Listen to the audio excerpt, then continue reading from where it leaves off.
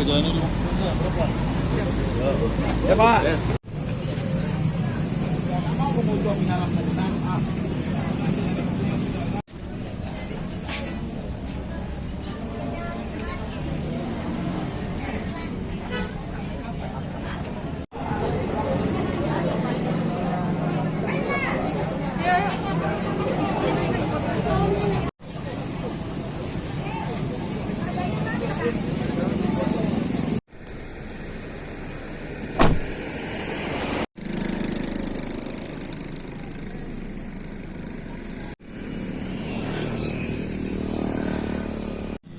Jelaskan bahwa hari ini akan kami rilis temuan-temuan awal ya dari Kompolnas. Nah, sebelumnya begini, proses apa yang kami lakukan. Jadi proses yang kami lakukan pertama memang kami berhubungan dengan setiap aktornya, baik korbannya yang kena tembak, keluarganya maupun rekan-rekan kepolisian. Itu yang pertama. Termasuk juga kami ngecek ke TKP, termasuk kami juga melihat barang-barang digital, ya, termasuk yang ada di TKP maupun yang komunikasi yang ada. Dan semua itu tidak mungkin kami dapatkan dengan maksimal kalau tidak ada semangat dari transparansi dari rekan-rekan Polda. Oleh karenanya kami terima kasih nih Pak Irwasda sebagai Katim, Ketua Tim Khusus di sini yang mempersilahkan kami untuk melihat apapun. Ya, ketika kami butuh ini macam-macam, bahkan ya sudah, monggo lengkap semuanya gitu. Nah, itu menurut saya satu role model yang sangat bagus, ya, hubungan antara pengawas eksternal kayak kami ini dengan rekan-rekan yang ada di wilayah atau rekan-rekan dengan yang ada di institusi kepolisian. Sehingga kami tidak ada hambatan, sehingga bisa ngecek langsung jejak digitalnya, termasuk komunikasinya bagaimana, ya, termasuk juga dengan keluarga korban, dengan korban dan sebagainya, termasuk juga dengan anggota-anggota yang ada di Polres sana. Nah, itu backgroundnya. Jadi kenapa kok nanti kami ambil satu dugaan awal, ya, peristiwa ini terjadinya bagaimana. Yang pertama, ini terkait peristiwanya. Apakah betul misalnya di sana, ya, di TKP di jalan tol itu terdapat ya anak-anak maupun remaja, dan kita duga remaja dan anak-anak ini apakah betul ada di TKP betul? Bagaimana kami mendapatkan informasi ini? Satu, dari jejak digitalnya, yang kedua dari memang kesaksian dari korbannya sendiri maupun dari petugas yang lain. Itu yang pertama, sehingga POM di situ memang di ruang yang seharusnya memang nggak boleh, ya, nggak boleh ada anak-anak yang melintas, remaja yang melintas atau orang dewasa yang melintas. Di sana ada sekumpulan anak, jumlahnya belasan. Itu yang pertama. Yang kedua, apakah mereka ini juga melakukan sesuatu? Ya, yang pasti satu, mereka memang ada bawa senjata tajam. Jadi, bagaimana kita mendapatkan informasi ini? Ya, satu dari keterangan korban sendiri mengatakan demikian. Yang kedua dari petugas, yang sini sangat firm ya, juga dari petugas jasa marga. Kenapa kami sentil petugas jasa marga? Karena memang petugas jasa marga sebelum peristiwa penembakan yang dilakukan oleh Pak Kapolres dengan mobilnya, sebelumnya beberapa menit sebelumnya ada juga mobilnya Pak Jasa Marga, ya, yang juga mengalami tindakan kekerasan yang mengakibatkan mobil kacanya pecah. Ya, mobil kacanya pecah di titik yang kurang lebih ya sama. Nah, nanti soal titik ini ya harus ada pendekatan digital forensik yang memang memungkinkan itu di mana titik. Tapi di situ terjadi. Jadi adanya sekelompok anak-anak dan remaja ya membawa senjata. Selain itu yang terkonfirmasi di jejak digital ada apa?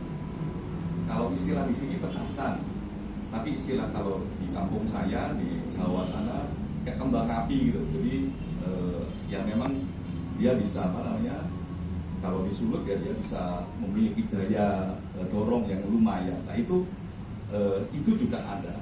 Jadi memang di jalan tol memang ada situasi ya yang memang memungkinkan ya semua orang mendapatkan rasa tidak aman di situ. Nah di titik itulah Pak Kapolres berhenti mobilnya, ya terus terjadilah peristiwa penembakan itu. Nah itu yang pertama di level bagaimana kejadiannya berlangsung. Nah di level kedua ternyata problem yang ada di jalan tol itu peristiwanya kumpulan itu tidak hanya di situ. Jadi sepanjang kami menelusuri dan sebagainya, beberapa hari sebelumnya juga ada, ya sama-sama di jalan tol dan kami dapatkan videonya, ya walaupun ya lokasinya berbeda-beda, tapi berbeda itu masih satu jalur, jaraknya nggak terlalu jauh. Kalau yang di jejak digital itu lebih kelihatan ya, bawa barang dan sebagainya. Nah, itu yang kedua. Yang ketiga, betul bahwa memang karena kami ketika menelusuri itu banyak informasi dan sebagainya soal mobil jasa jasa marga ya, mobilnya tol itu. Hari juga kami ketemu sama yang mengendarai mobil tersebut. Kita tanya betul enggak ada anak-anak atau remaja di situ, terus apa yang dilihat dan sebagainya betul, dan bagaimana kondisi mobilnya betul terjadi mobilnya pecah.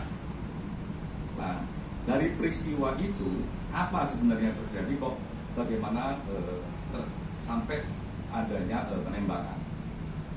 Nah situasinya memang situasi yang memungkinkan terdapat ancaman ketidakamanan di ruang publik di jalan tol yang seharusnya memang harus steril. Nah, ketika melintas Pak Jasa Marga mendapatkan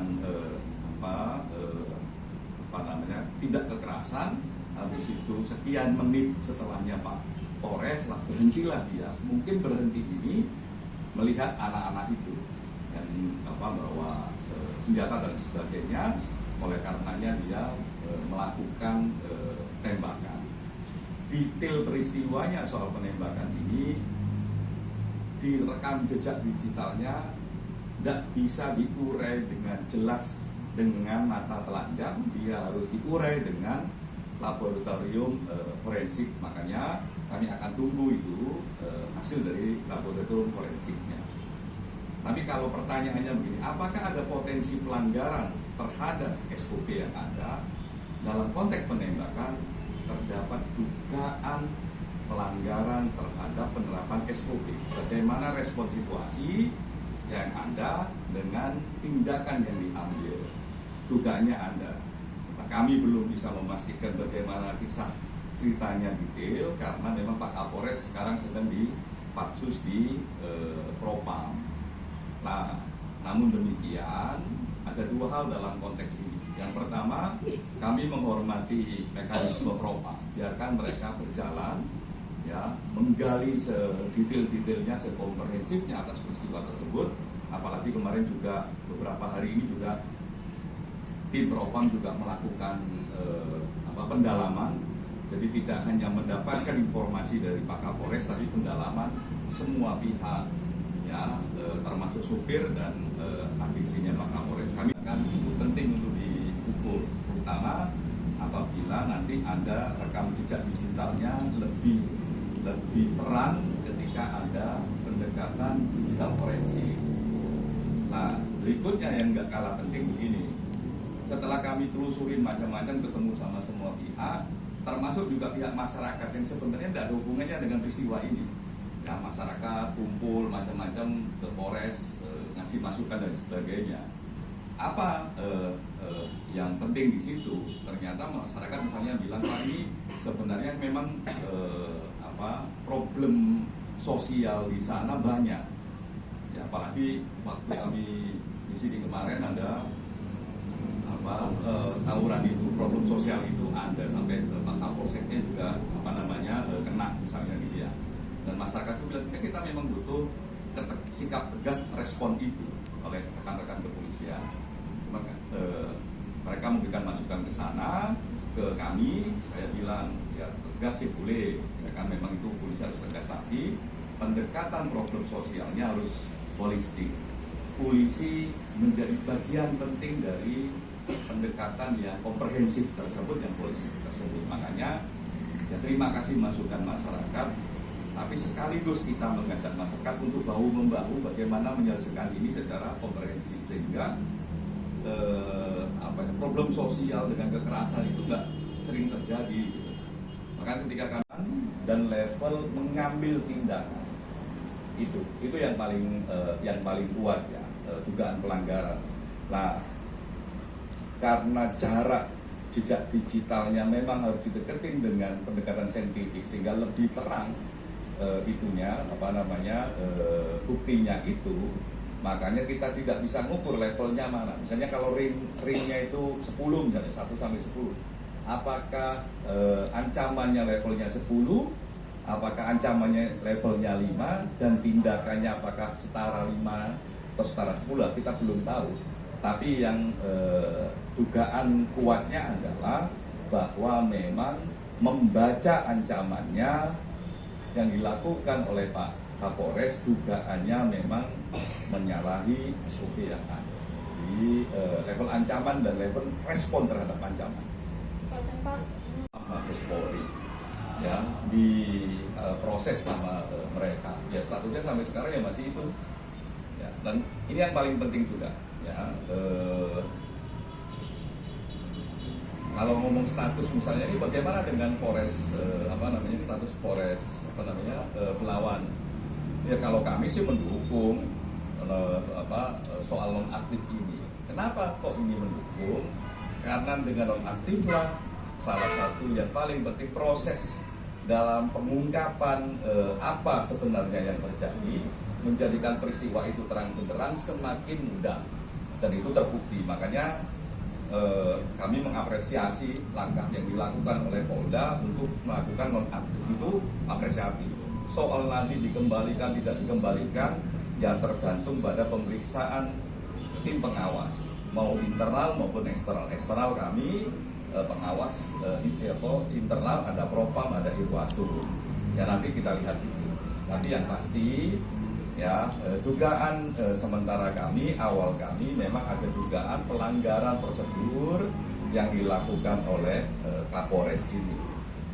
Ini pun ya kami belum ketemu sama Kapolres. Nanti kami akan ketemu dan seandainya ya nanti ada proses berikutnya kami juga akan awasi prosesnya. Tapi dengan semangat kayak yang di sini kami bisa akses semuanya, terbuka untuk melihat semuanya. Saya kira sebagai satu proses yang transparan sudah sangat baik. Kepastian soal jarak tembaknya belum bisa ditarik. Sekali lagi, salah satu barang utamanya adalah rekam jejak digitalnya. Ya, rekam jejak digital ini kalau dilihat secara telanjang, ya tidak didekati dengan pendekatan saintifik, yaitu secara prosedur juga kurang tepat. Oleh karenanya, ya kita tunggu hasil saintifiknya ini. Itu akan bisa diukur. Kira-kira medio berapa Anda jarak tembaknya dan sebagainya. Gitu. Kalau secara mata telanjang nanti kalau sesuai dengan pendekatan saintifik, kalau enggak malah blunder siapa yang benar. Nah, kita pasrahkan ini kepada pendekatan saintifik dan pendekatan saintifiknya akan kami awasi. Download Tribun X sekarang, menghadirkan lokal menjadi Indonesia.